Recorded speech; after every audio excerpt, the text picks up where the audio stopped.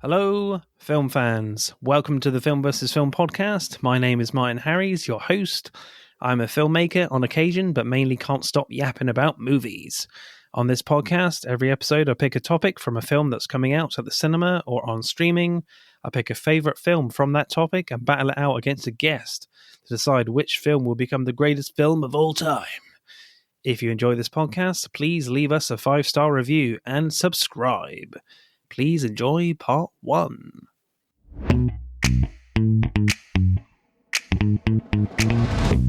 Hello, podsters or podroonies, if you prefer. We are back again for another episode.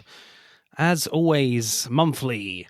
As one battle after another, the new Paul Thomas Anderson film is out in the cinemas. We are not going to look at Paul Thomas Anderson because we've done an episode on him before. And still, There Will Be Blood still reigns as our highest rated film that we've ever done on the podcast, beating Phantom Thread, 2 fabulous films. We might do another one in the past. He's still like an ongoing filmmaker, but we have never done an episode on the great Leonardo DiCaprio, so I thought it would be a great opportunity to focus an episode on his work. And we've done quite a few in the past. On top of my head, we've done Catch Me If You Can, and the other one I cannot remember now. There's so many of them. But we've definitely covered Inception. There you go. We've covered Inception on the podcast as well. So we won't be talking about those. But of course, I'm joined by a guest, as always, a regular one from the League of Podcasts, Liz from Liz and a Movie. How are you? I'm doing well. How are you? I'm very well, thank you. Happier to see you talking Leo movies. So, Liz, tell us about what you're doing now, your Insta page, Liz in a Movie. What's happening? Sure. So a lot of what I do on that page now is short form content. So I have little movie facts videos. Yeah. Cool. Still hanging in there. Mm-hmm. So, one battle after another then. This one looks really interesting from Paul Thomas Anderson. He's never worked with DiCaprio before, I don't think, and I feel like DiCaprio is very much getting through all these like great directors now that he's worked with. He's taking another one off the list for him with Paul Thomas Anderson.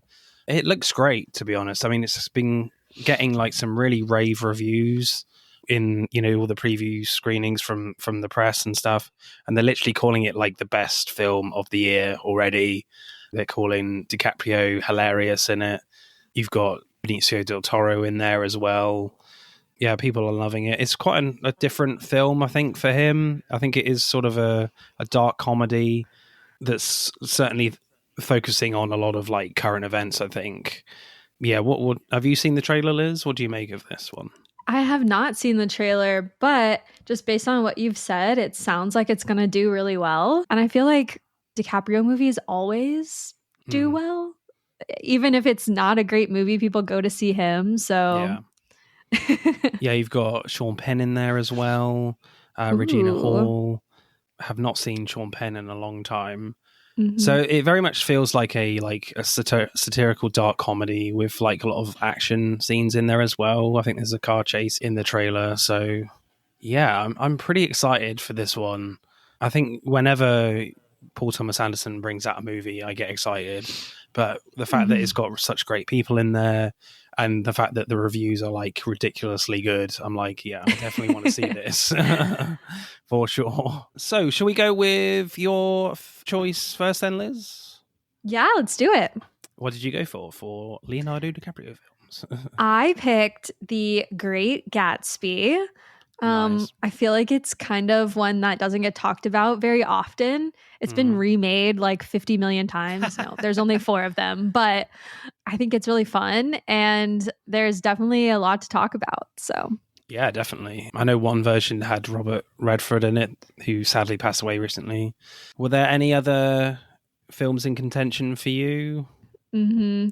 Yeah, one of my favorite DiCaprios is Titanic. Of course.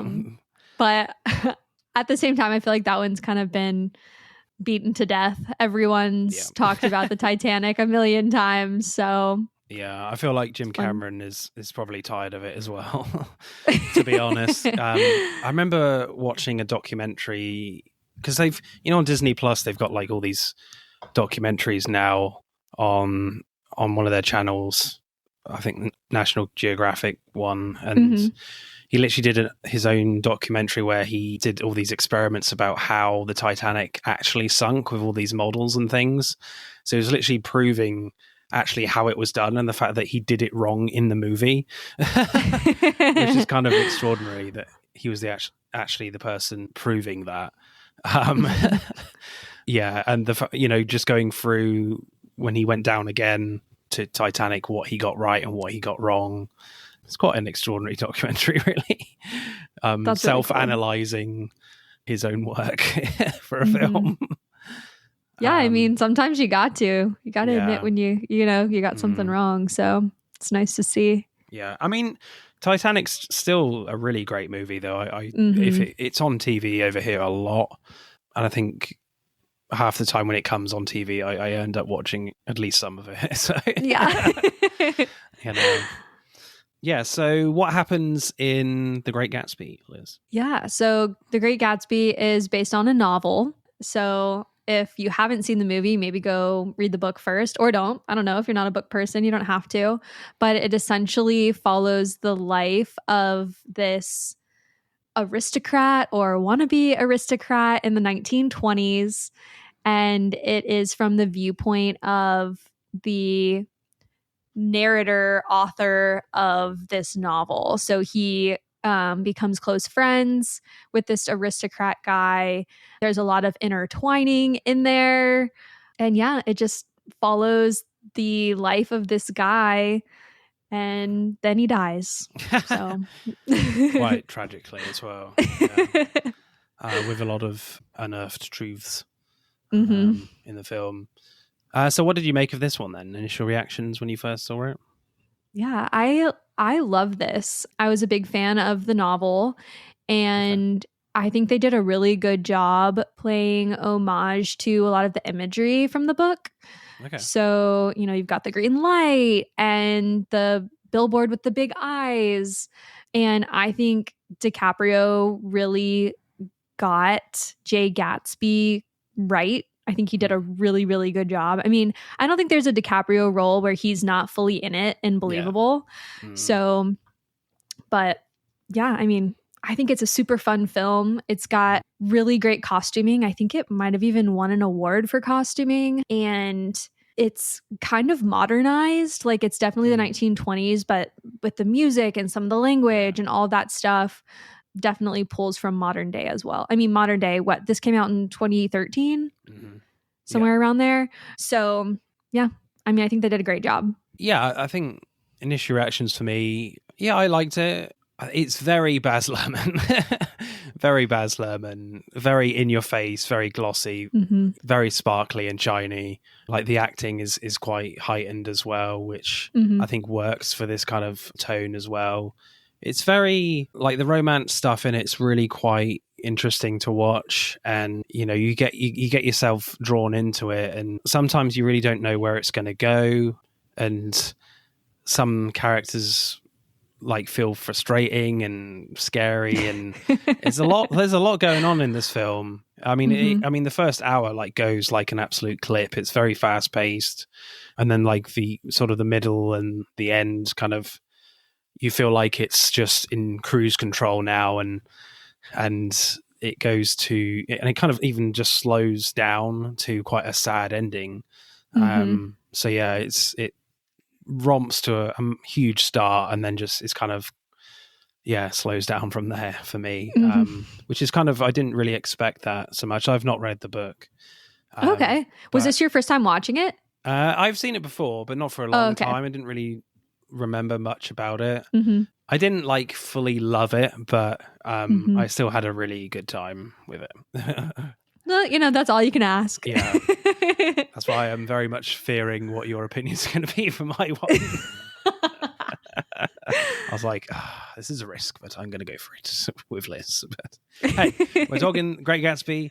So Directing. Like the first hour of this film, you really can't mistake it for anything else other than a Baz Luhrmann film. Like the pace is really fast, as I said, and the camera's going all over the place with these like fast camera moves, zooming around the landscape. It's so brightly colored and extravagant with the production design and costumes. You know, even when like Nick Carraway, played by Tobey Maguire, and Tom Buchanan, played by Joel Edgerton, you know, they visit this kind of mechanic, Jason Clarke's character, outside in the outskirts of the city where it's all kind of smoke and dust from the coal burning. And it still somehow looks like bright and colorful somehow. There's like a scene also where like Nick Carraway first visits the Buchanan's mansion and it just feels very dreamlike. Like it doesn't feel real almost.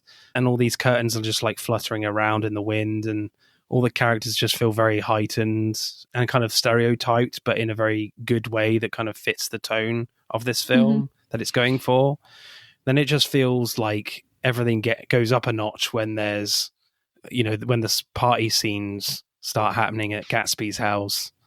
There's literally like confetti and dancers filling every frame. Champagne. Yeah, doing the Charleston, you know, plus there's like a Fez hat wearing band. Yes. Yeah. And somehow it doesn't seem ridiculous that like Leonardo DiCaprio as Gatsby is introduced with fireworks behind him. It's like a very perfect intro for the character. Yeah, pure Baz Luhrmann to begin with for me, definitely. You can't really mistake it. Were there any favorite moments for you in that first kind of half an hour? Yeah, I love how you get kind of the rapid fire stories about Gatsby. You don't know what to believe. You're hearing it from all these different people. You hear it from party goers. You hear it from our quote unquote reliable characters, just all the different information that's out there. Nobody really knows who this guy is. And I also picked up on that dream-like quality that they used. And I think it's really fitting considering you find out later that this is like, it's all a recollection, right? Yeah. I thought it was cool too in the beginning how they use like real footage from the 1920s. I thought that was a cool way to just kind of set the scene. But I did really appreciate the like major juxtaposition between East and West Egg and the like Ash, whatever I can't remember what it was called exactly, but the Valley of Ash or Ash Valley or something like that.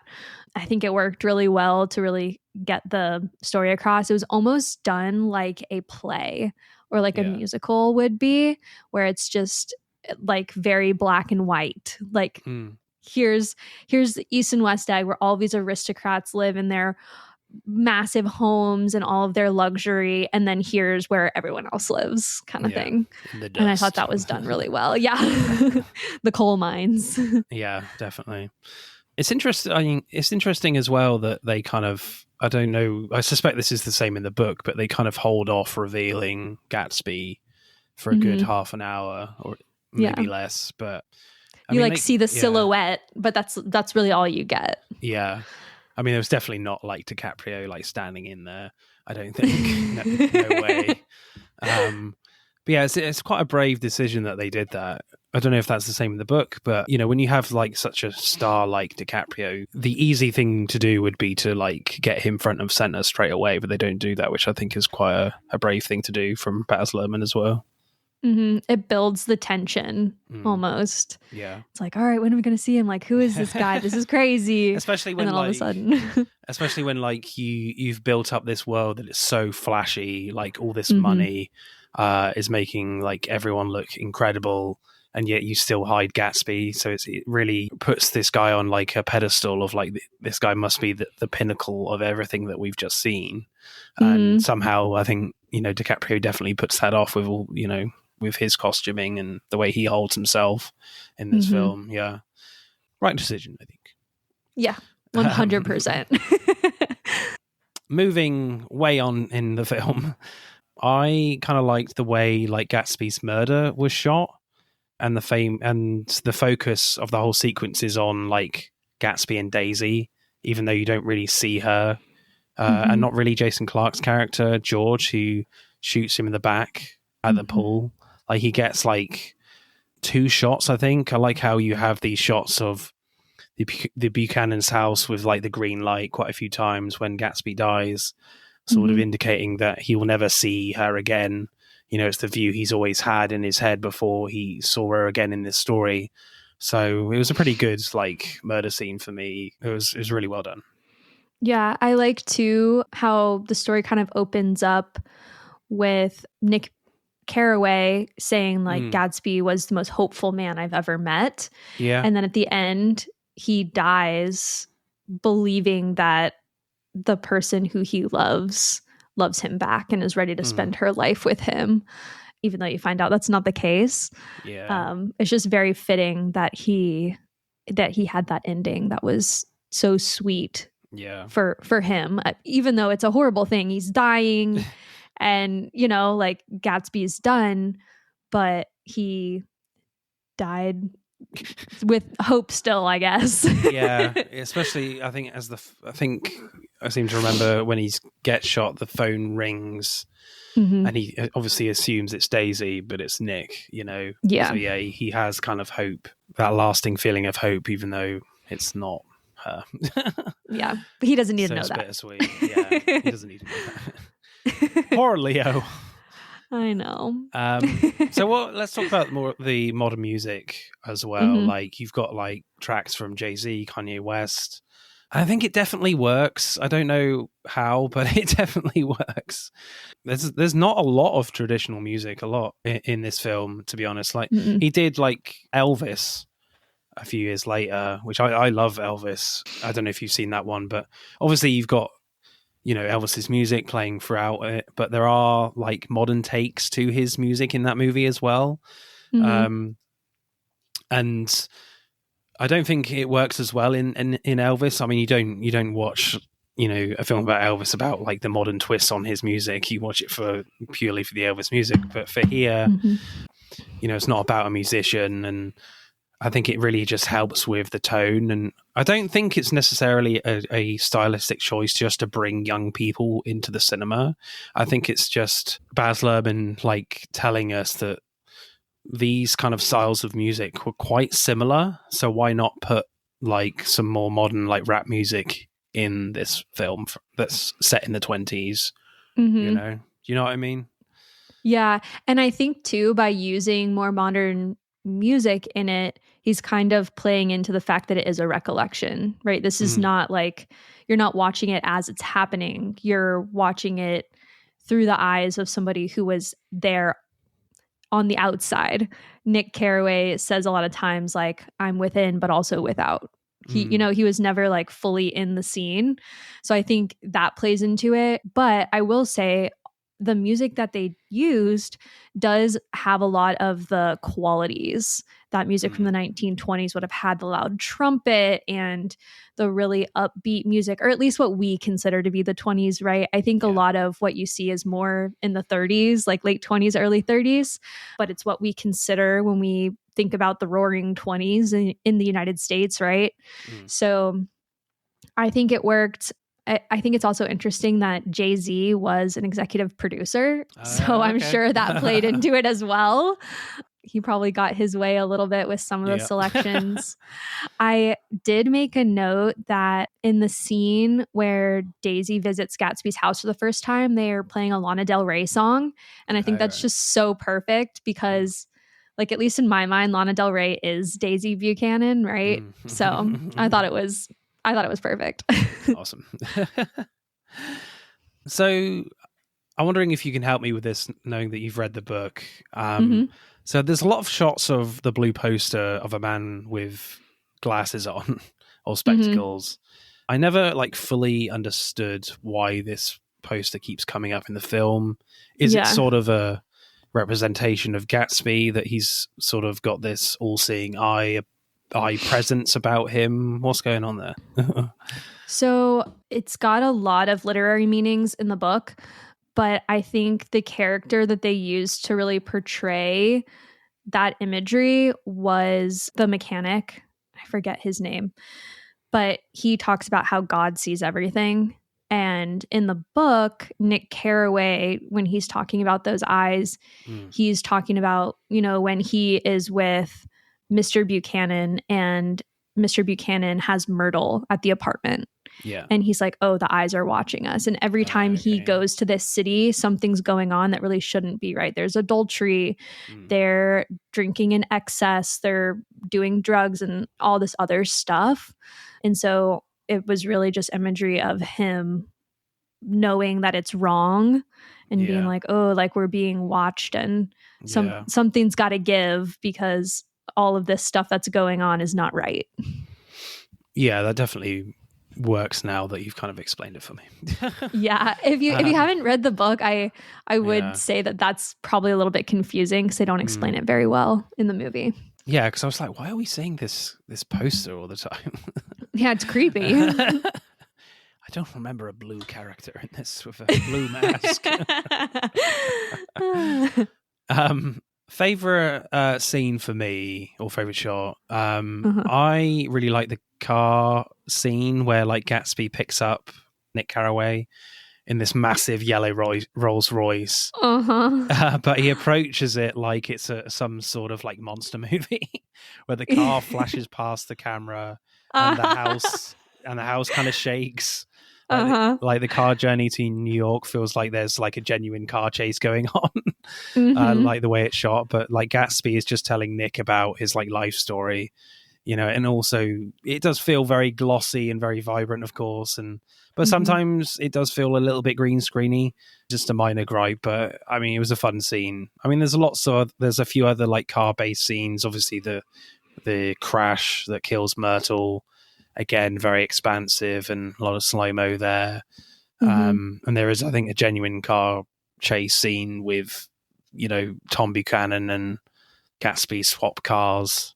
Again, very similarly shot, shot like it's a proper action film, even though it's not really an action film at all. But it very much, I mean, the whole film feels like an action movie. Certainly that first hour, Yep.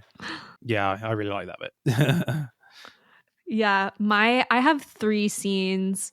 Well, really 2 specific scenes that I really like. And a lot of the reason why I like them is because they're parallels to The Notebook.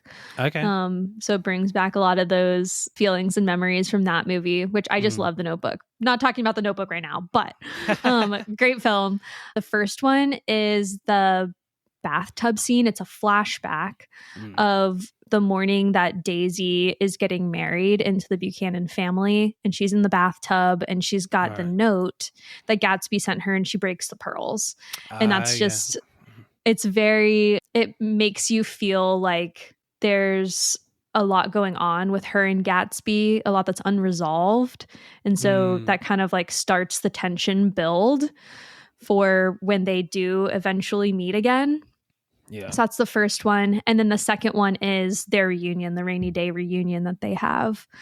I think it's very like realistic of they're both like, he's so nervous to see her after 5 years of not seeing this woman that he's like idolized in his head, And then when they do meet and it's awkward because Nick's there and, they don't know, like, should we be doing this? But then you get to see once they get comfortable with each other again, how sweet they are. And it's like nothing else matters. Yeah. And it was just cute. And that's very like Gatsby. It just makes you love the character. I mean, it's embarrassingly awkward when he's like, oh my God, man, pull it together. Jesus. You got all this money in behind you and you just like completely freak out over a one girl. Yeah. And also with like the pearls, I feel like if you have precious pearls in a movie, they're going to break and go everywhere at some point in the movie. Of course. Yeah. It's funny too that those pearls ended up with Myrtle. Yeah. And which is she goes a flying interesting. Too. So directing score for me, this is certainly not my favorite like Baz Luhrmann film nor DiCaprio movie, but I still had a really good time and I didn't really know where it was going. I thought I did, but I really didn't in the end. So yeah, I think sometimes like Baz Luhrmann can really rub you up the wrong way, and it's just all too much. And it could have been like that for me. Like, I love all the the flashiness and the fast pacedness of the first hour, but I'm like, I can't watch like a two and a half. It's a pretty long movie, a two Mhm. and a bit movie of that. I'm like, oh my god, this is going to be exhausting. If it carries on like this, but it doesn't. Mhm. And it Yeah. comes more sensual, and Baz Luhrmann focuses more on the actors more. You still have the flashiness, but the actors come through a lot more, which I really like. So I will go like a solid. I'll go like a 7.8 for me. How about Mhm. you, Liz? I was actually thinking 7.8 as well. Right. Okay. Great minds. Yeah. I think it's good for sure. Mhm. I think there are some things that could have been done better. And, I think a C plus is a solid score. Yeah. It's not bad, but it's not like the best thing ever. Yeah. 7.8 as well. Yeah. Yeah. Cool. Right. Screenplay then. I think this is where it gets more interesting for me. Probably the strongest element of the film for me. In the first hour, there's always like certainly a strong element of mystery with Gatsby's character, even when we learn that his goal is to get back together with Daisy. But there's always like a question of where's the money coming from, and what are all these phone calls from, you know, all over America. At Mm-hmm. one and at one at the parties, someone turns up to talk to Gatsby, but he's like, not today. And Mm-hmm. there's a brief scene where you see Gatsby talking to this man. Then later, the servants like beat him up outside the gate after the Yeah. party. But what's also interesting about Gatsby's character is that he's not too worried about the fact that Daisy is married to Tom Buchanan. Like, he has like a conversation with Nick that he just needs to get back to the past with Daisy of what it used to be like for them. All Mm-hmm. she needs to do is tell Tom he never loved him. Gatsby doesn't seem worried that there'll be any consequences at all. Like, all his money can protect him. He has that mentality. He thinks any situation can be solved with his money. But Mm-hmm. watching it, you never really are convinced by that. With this mystery of where the money is coming from. Plus, Tom feels like a man who can't be messed with either. Joel Edgerton does a great job of this ultra like masculine dude. Mm-hmm. And if they end up in they almost do, but if they do end up in a tussle, Tom is going to win probably. Yeah. So I do like. So I do like the fact that Gatsby has this allure about him from everyone, but Mm-hmm. he has this very mysterious quality, but at the same time, like it feels naive. The fact that he's so confident and sort of relying on all his money to solve everything. Yeah, I think you probably get a different view on it if you've read the book or not. Right. How well the screenplay has been done. Like I said when we first started talking about this, I think they did a great job playing homage to the novel, keeping it very true to the original story, including all of the imagery and all of that stuff as well. And I think that the like storyline itself kind of, I don't know, even if you haven't read the book, you understand what's going on. Mm. So I think they did a great job with the screenplay.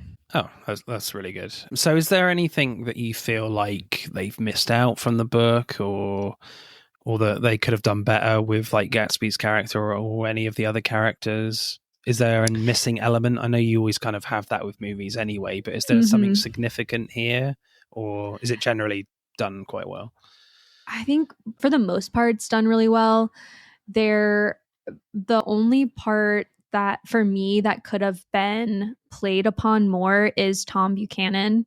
Okay. Like you mentioned, he's got this like ultra masculine, almost to the point of toxicity, but very, of the time period, how a businessman would have been.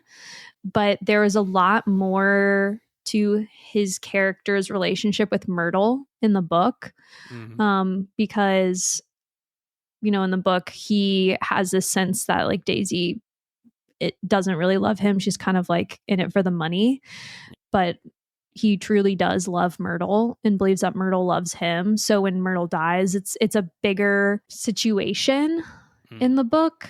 Whereas in the movie, like you kind of see him get upset, but then he just like moves on from it. And then when Nick and Gatsby are talking, and Gatsby's like, if he hurts her, blah, blah, blah. And Nick is like, well, he's not thinking about her.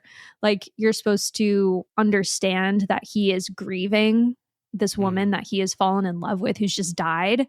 But they never really bring that up. They don't discuss it. So I think that was something that they could have played into more. And I think it would have helped the story a little bit, at least understanding the ending, right? But it's okay without it as well. Yeah. I think certainly the two characters that are underserved are, Myrtle, Isla Fisher's character, and Jason Clarke, George's character, the mechanic guy. Yeah. They're very thinly drawn, I think. Yeah. And it's a shame because both of those characters are actually quite integral to what happens and what plays out in this film. Because obviously George ends up killing Gatsby. And as I said in directing, like, he's not the focus of that murder scene at all, really. Even though he kills himself as well, and yet he just gets like one shot for that, and that's it. And Myrtle has a little bit more than George, but again, it's not much. You don't really get a sense of who these people are, other than what their costuming is, and like just a small sense of what little scenes they have. So you never really feel like Tom Buchanan was really deeply in love with Myrtle at all, really. No. I mean, like, Joel Edgerton does a great job of like feeling as upset as he can in the role when she does die, but it's I feel like, yeah, you're right. I think there needed to be a little bit more in there, but just a smidgen. But then you're getting into territory of like 2.5 hour 2:45-minute movie, and with such flashiness in a Baz Luhrmann movie, you're like, oh my god, it's still going, what's going on? So I get why those characters are kind of thin in this film, but they are just there to like for significant events. But it feels like if they are having to be involved in significant events for the film, for the narrative, then there needs to be more of a character there with those characters, so we feel a little bit more when they do die. And I didn't really feel anything when those two characters die. And well, I mean, I felt a little bit when Gatsby does die, but not like massive feelings of sadness when he does die. But I mean, it's really interesting with the Great Gatsby, as Nick ends up titling his book at the end. As the structure of this film is the fact that he is literally writing this novel, as we see as the film plays out, kind of thing. But yeah, there's really interesting themes of like sort of denial versus hope. This theme like running through the film for Gatsby's character, for his desire for Daisy. For me, that he's a man that thinks he can achieve anything with his wealth, as I mentioned, and especially after rising up from his very humble beginnings, even after his outburst with Tom, and Daisy ultimately goes back to Tom, and then after the car crash, Daisy accidentally kills Tom's lover, Myrtle, and so George, the husband, wants to kill Gatsby, as everyone thinks Gatsby was driving, and yet Gatsby doesn't really feel fazed about that at all. He thinks his money can protect him, but also this can sort of be explained by his great sense of hope that only really Nick sees, that Daisy will call him, even though Nick knows that Daisy is actually not necessarily happy with Tom, but that's just who Daisy chooses, really. Because I feel like for Daisy that she's just going from one sort of possible violent man to the next, So it's just kind of interesting from her perspective as well. But then, like, because that he knows that they're in love with each other, when they were in love, it was real in the past between Gatsby and Daisy, that they can. Mm-hmm. There is a sense that he can recapture that, but ultimately, this idea of waiting to make something of himself before pursuing Daisy again was flawed. And the culture of the 20s, that you need to be rich and respectable, like for a woman to, you know, desire you, is his ultimate downfall. You know, Mm-hmm. don't wait, I guys, go for it. Ultimately, yeah, I think too, part of the reason why he has this air of like nothing really matters is because he's so blinded by like wanting Daisy. Everything he's done. He built this extravagant home across from hers. He throws these parties with the hope that maybe she'll wander in. She'll be so interested to figure it out. And this, when you find out why they weren't together, him wanting to wait until he'd made something of himself kind of leads you to believe that maybe he didn't really know her that well to begin with, because Daisy probably wouldn't have cared. I don't think it would have affected her life very much. And it's almost one of those situations where he's in love with the idea of her. Yeah. And not so much in love with her. Right? Because Definitely. he also puts her in a really bad situation with her husband, where he's just like, all right, like, time to tell him you don't love him anymore. Yeah. And, you know, like, if you really care about somebody, you're not gonna, that's not how that should have gone down, right? Yeah. You can't just like, okay, right, you need to tell him now. Yeah. When time to make all a your change. friends are around. And by the way, you're gonna live across from him for the rest of your life. Like, no. Yeah, that's crazy. Yeah, it does kind of feel quite hollow from Gatsby, the fact that he's trying to like win Daisy back by just like putting on all these parties and stuff. And like, surely after like maybe the second or third party, like, yeah, this is not working, dude. You need to try something else and actually try and seek her out yourself in person.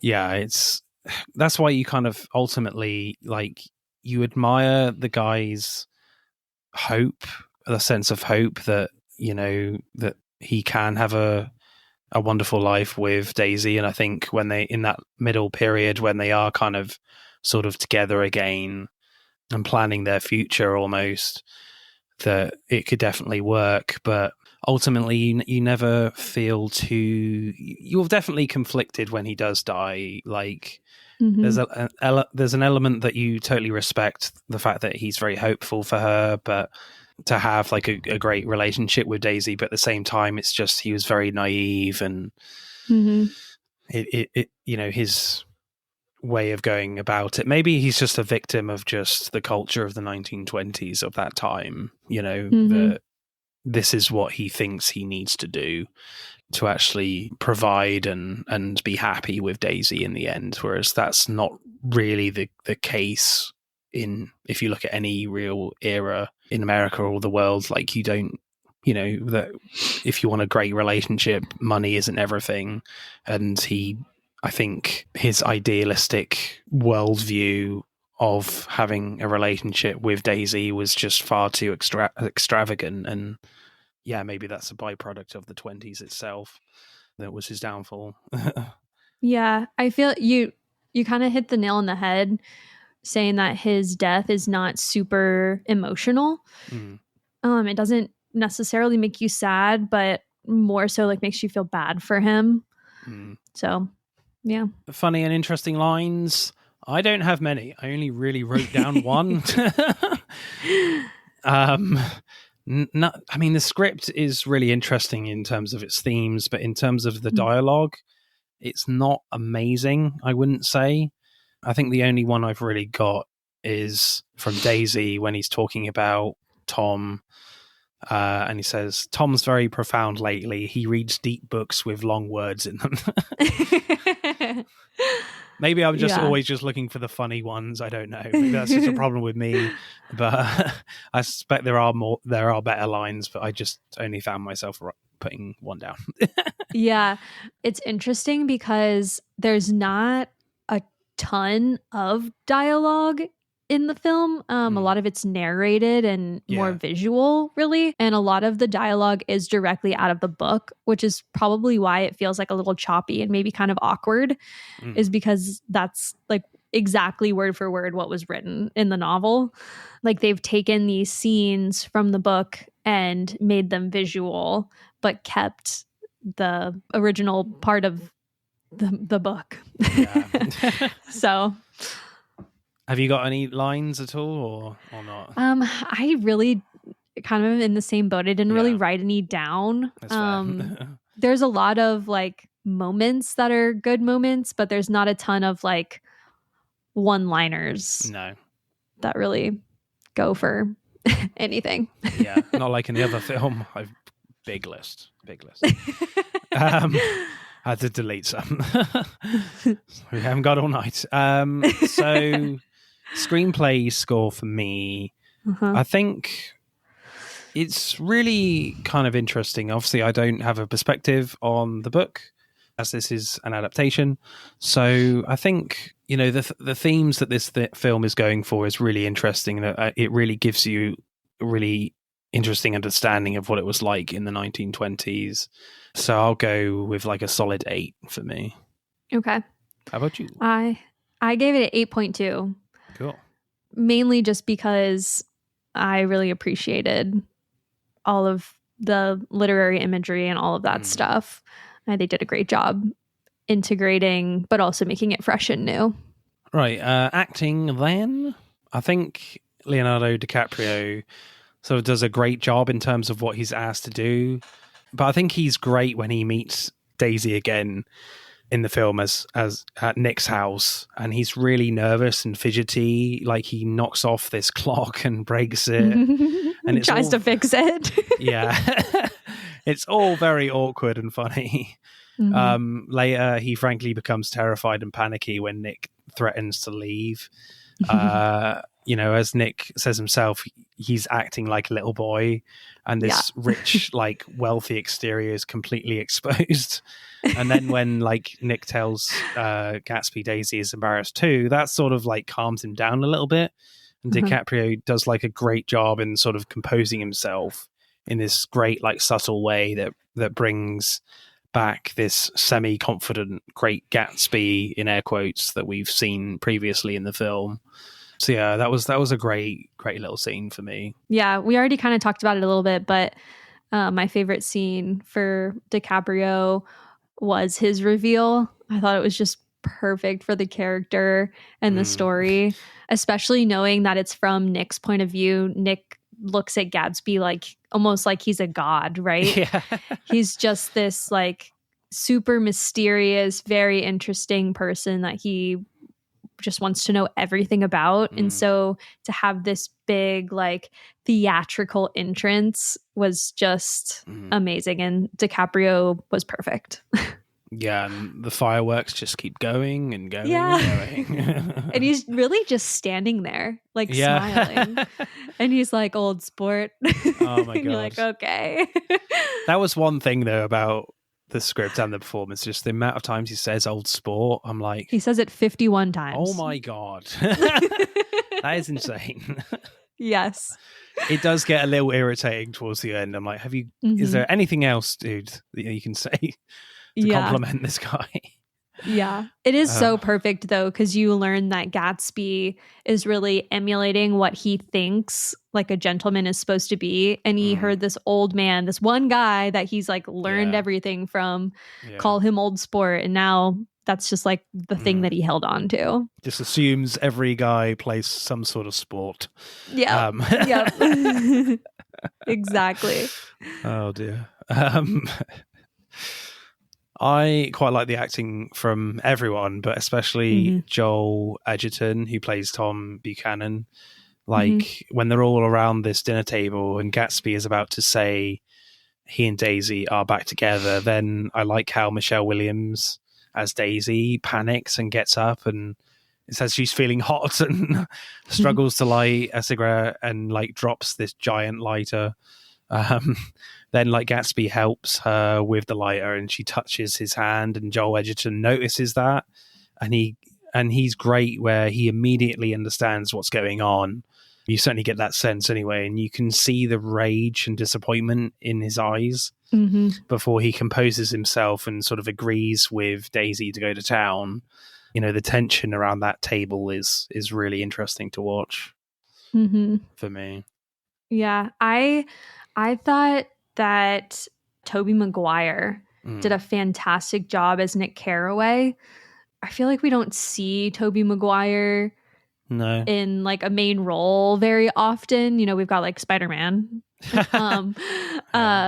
But this one, he really does a good job capturing this like nervous, awkward, doesn't know what to do with himself character. And some of that probably just is the way Tobey Maguire is.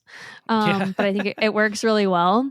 I also wanted to say that Isla Fisher was amazing.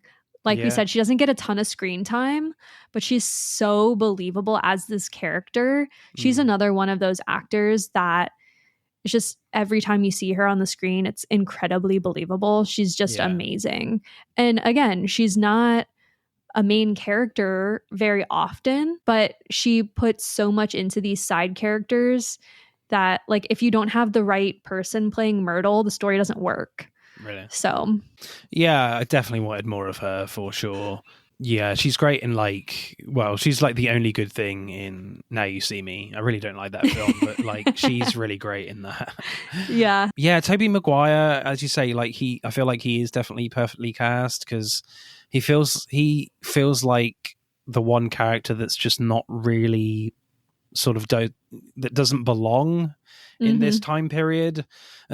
He feels like he should be more in like the 30s. He feels more prepared for the Great Depression to follow the poor guy. Interesting as well that they don't really touch on the Wall Street crash either in this. It's probably not in the book either, but it's interesting they don't really comment about that. But yeah, Tobey Maguire I think is perfectly cast in this. I also loved the scene when they do go into town, like fairly soon after that dinner table scene, where like Joel Edgerton basically confronts DiCaprio that he's basically a front man for gangsters, and how DiCaprio is really trying to keep his cool in this heat.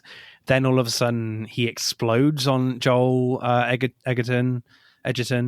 And I love the way like DiCaprio has this kind of little wobble in his cheeks as he's frozen in rage, stopping himself.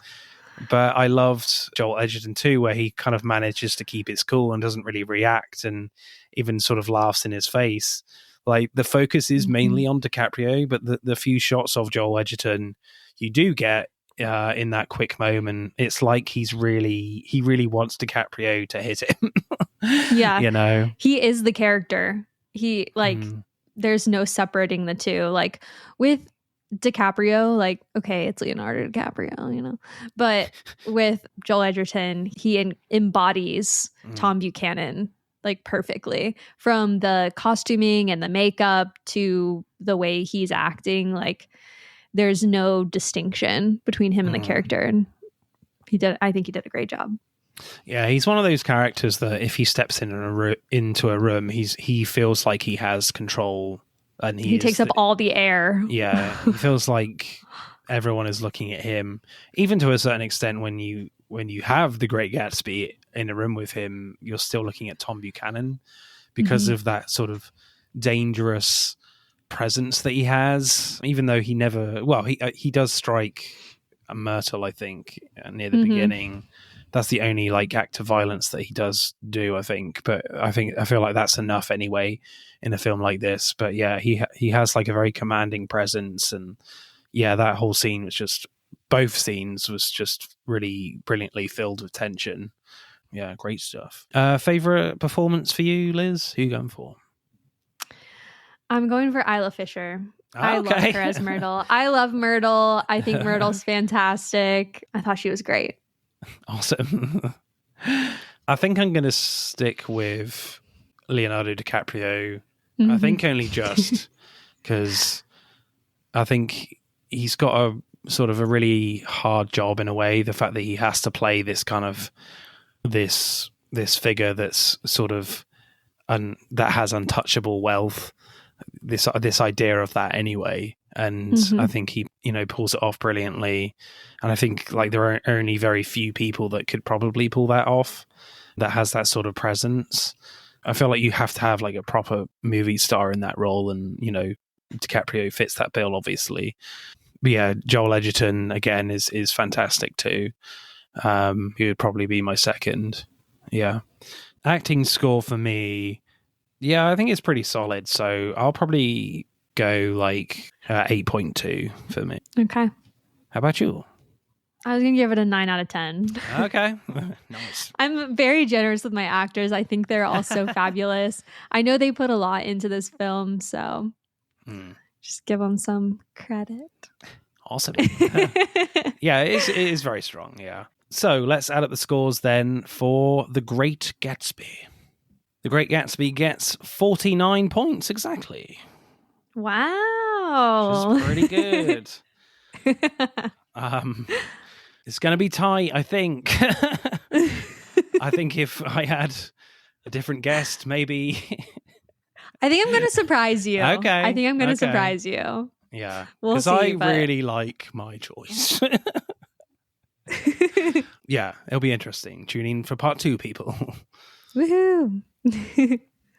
That's it for part 1. Thank you for listening. I hope you enjoyed it. Check out part 2 to see who wins. But don't stop there. Get involved and tell me what your favourite films are relating to the episode. Send us a DM or comment on Instagram and TikTok at Film vs. Film Podcast, for X at FVF_podcast. Plus, we are now on YouTube, so hit that like button and comment there. If you do, I'll give you a shout out on the next episode. Remember, please leave us a 5-star review and subscribe. Pod signing off.